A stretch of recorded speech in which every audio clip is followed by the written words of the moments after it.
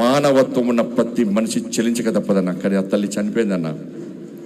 ఇట్లా 29 మంది చనిపోయారు.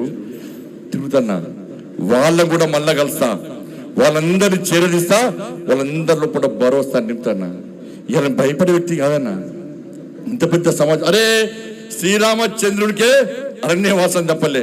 సీతమ్మ మీద అపవాదాలు వేస్తే సీతమ్మని అడుగు పంపి ఇవాళ రాముల వారు అరణ్యవాసం చేసి ఇవాళ తప్పుడు కాదని నిరూపించుకొని ఆదర్శ రాముడు, అందార రాముడు, అందరి రాముడు, మనందరి రాముడు లెక్క మనకు ఆదర్శ రాముడు అనే వ్యక్తి మన శ్రీరామచంద్రుడు అన్న. నా భుజం మీద కాశ్యపు జెండా ఉంది, నా శిరస్సు మీద అమ్మవారి ఆశీస్సులు ఉన్నాయన్న. అంటే ఇక్కడ భయపడే ప్రసక్తి లేనా. రే ఆంజనేయ స్వామికి నిప్పు పెడితే అదే నిప్పుపై లంకను మొత్తం ఎట్లా దానం చేసిందో ఇలా బండి సంజయ్ని గెలికిరి వాళ్ళ మీరు పెట్టిన నిప్పు ఒక ఆంజనేయ స్వామిలాగా ఈ దళారుల వ్యవస్థను, ఈ అక్రమక వ్యవస్థను, ఈ కుటుంబ వ్యవస్థను, ఈ అవినీతి వ్యవస్థను పక్కా దగ్ధం చేస్తా, దానం చేస్తా.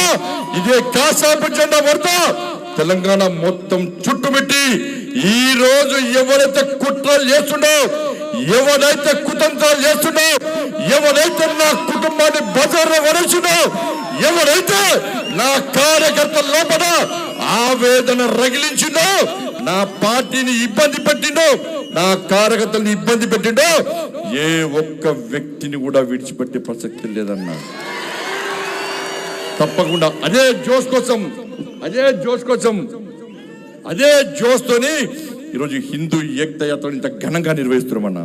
హ్యాట్సాఫ్ మీ అందరికీ. మీరు అందరూ అనుకున్నారన్న బండి సంజయ్ బాధపడుతుండు.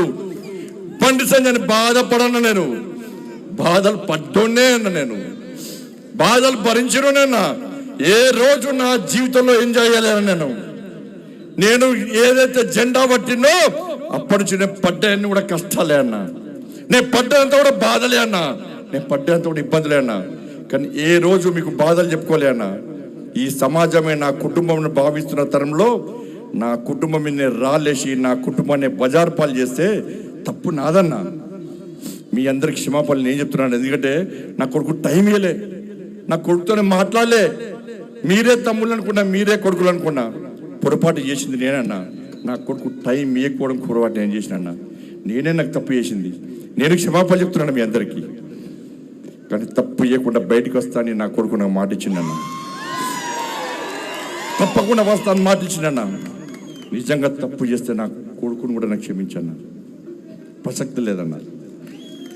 కాబట్టి దయచేసి తప్పుడు ప్రచారం నమ్మకండి. మన జోష్ దక్కించుకోవాలన్నా. భయపడేవాడు, బాధపడేవాడు హిందూ కాదన్నా. అందరికీ అబండాలు వచ్చినాయన్నా.